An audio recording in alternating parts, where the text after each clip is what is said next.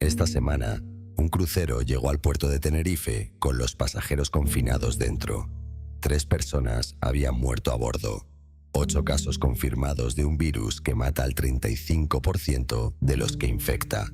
No hay vacuna, no hay tratamiento específico, y la Organización Mundial de la Salud ha confirmado algo que no había ocurrido en décadas fuera de Sudamérica: transmisión de persona a persona. El virus se llama hantavirus y lleva con nosotros mucho más tiempo del que nadie pensaba. Esta no es la historia del crucero, esta es la historia del virus, de dónde vino, de lo que hizo antes de llegar al MV Hondius y de por qué los científicos llevan 30 años mirándolo con una mezcla de respeto y miedo que ningún otro patógeno genera de la misma manera.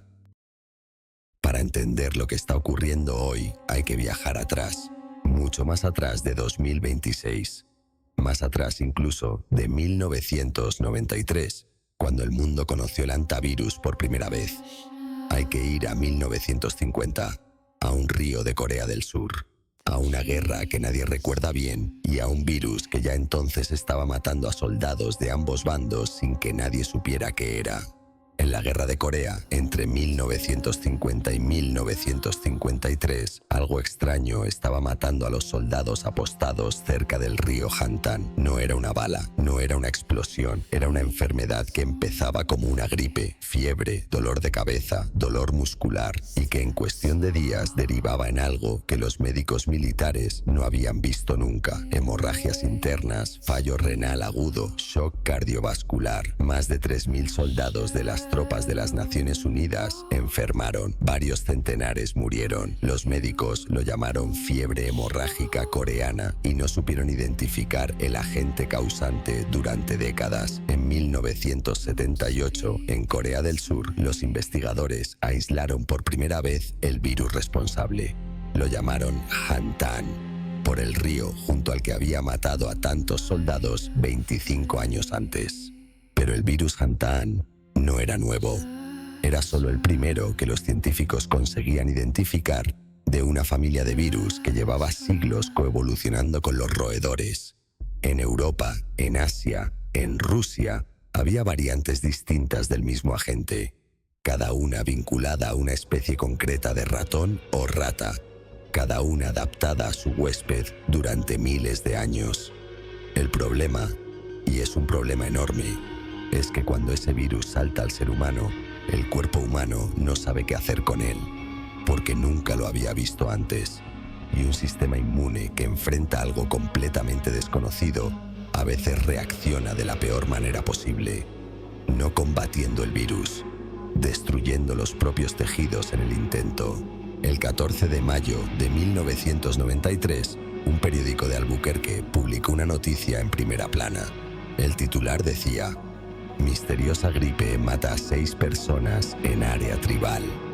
Había empezado semanas antes, en marzo, cuando una pareja joven navajo murió con días de diferencia en el suroeste de Nuevo México. Eran sanos, eran jóvenes, no tenían enfermedades previas. Murieron de insuficiencia respiratoria aguda en cuestión de horas. Fue un médico del Servicio de Salud Indígena quien detectó el patrón. Jóvenes sanos, sin historial médico relevante, pulmones que se llenaban de líquido en horas y una tasa de mortalidad que en los primeros meses alcanzó el 56%. Más de la mitad de los infectados morían. Los investigadores de los CDC, los Centros para el Control y Prevención de Enfermedades de Estados Unidos, llegaron a la región de las 4 esquinas, donde se unen Nuevo México, Arizona, Colorado y Utah, con una pregunta que nadie sabía responder: ¿qué estaba matando a esa gente? Lo que encontraron tardó semanas en identificarse. Era un hantavirus, una variante americana de la misma familia que el virus Hantaan de Corea, pero distinto a todos los conocidos hasta entonces, más agresivo, con un mecanismo de ataque diferente, no los riñones, sino los pulmones, una tormenta de líquido que los anegaba en horas. Le buscaron un nombre y decidieron llamarlo virus sin nombre, no por falta de imaginación, sino porque los investigadores siguieron el protocolo habitual de nombrar los virus por el lugar donde se descubren, y la primera propuesta fue Muerto Cañón, el cañón donde se encontraron los primeros casos. Las comunidades navajo protestaron. No querían que ese nombre quedara asociado para siempre a su territorio. El nombre provisional, sin nombre, se quedó. Lo que causó el brote de 1993 fue algo que hoy suena familiar, pero que entonces resultó revelador. El invierno de 1992 a 1993 había sido inusualmente húmedo en el suroeste de Estados Unidos, consecuencia de un episodio del Niño. Más lluvia significaba más vegetación significaba más alimento para los ratones ciervos, el reservorio natural del virus, y más ratones en el campo significaba más probabilidades de que los humanos que vivían en esas zonas rurales entraran en contacto con sus excrementos, su orina, su saliva. El antivirus no necesita morder para infectar, basta con respirar el polvo contaminado con los excrementos de un ratón infectado, solo respirarlo. En 1996, en los valles andinos de Argentina y Chile, apareció una variante nueva. La llamaron Virus Andes, y tenía algo que ningún antivirus conocido hasta entonces tenía. Podía transmitirse de persona a persona. No era frecuente, no era eficiente, pero podía ocurrir. Y eso lo cambiaba todo. En 2018, en el pequeño pueblo de Epuyén, en la Patagonia Argentina, el virus Andes demostró exactamente lo que era capaz de hacer. 34 casos confirmados, 11 muertos. El primer aislamiento selectivo de personas sanas de la historia de Argentina. Y un número reproductivo que en los momentos de mayor transmisión superó el 2,12.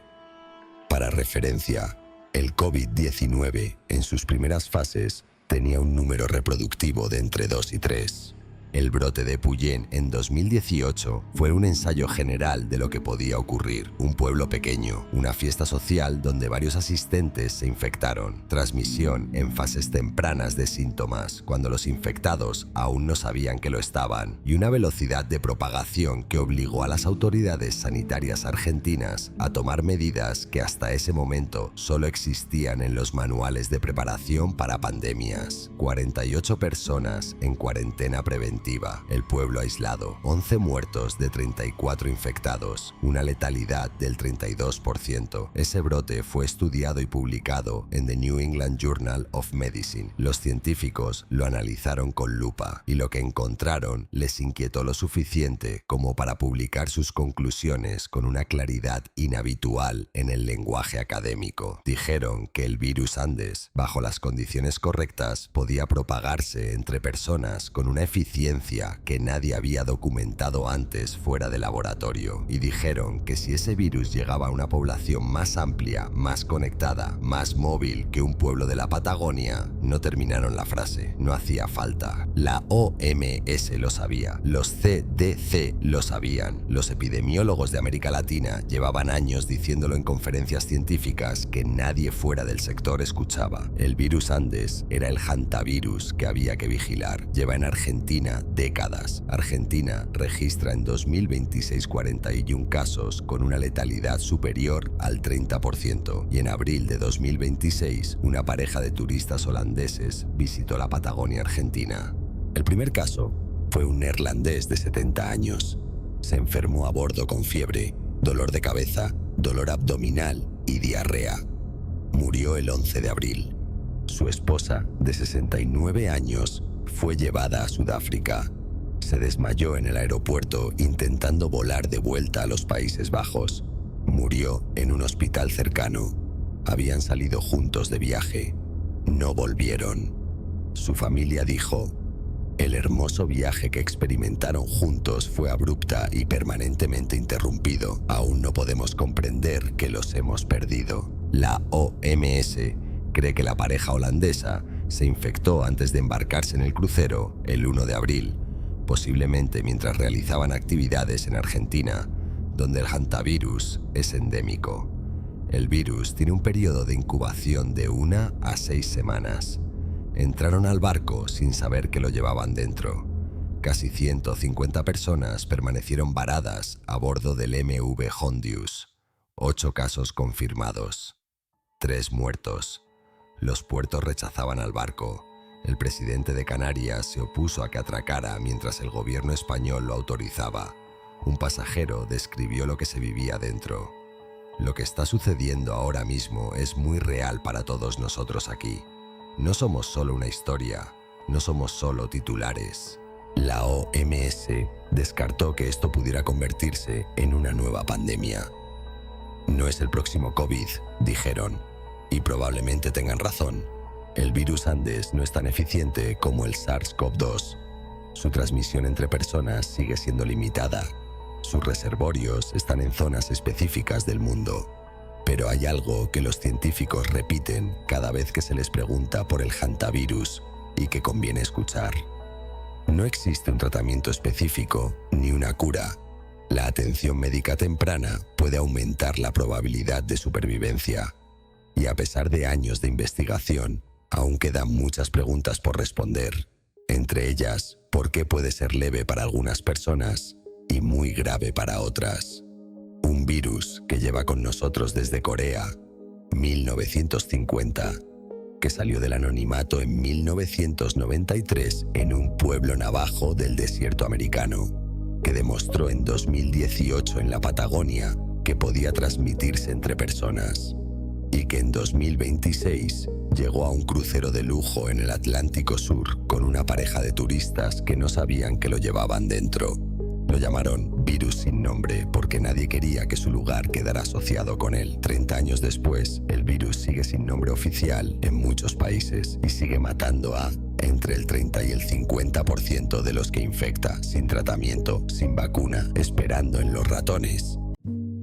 No voy a decirte que el hantavirus va a ser la próxima pandemia. La OMS dice que no, los epidemiólogos dicen que no, y probablemente tengan razón, pero sí voy a decirte lo que los datos dicen, que hay un virus que vive en los roedores, que salta al ser humano cuando las condiciones ambientales lo permiten, que mata a entre el 30 y el 56% de los que infecta según la cepa, que en su variante más peligrosa, el virus Andes, puede transmitirse de persona a persona, que no tiene tratamiento específico ni vacuna y que lleva con nosotros desde al menos 1950, probablemente desde mucho antes. Ese virus llegó esta semana al puerto de Tenerife en un crucero de lujo, con 14 españoles a bordo que ya están en casa y con 3 personas que salieron de viaje y no volvieron hasta la próxima noche.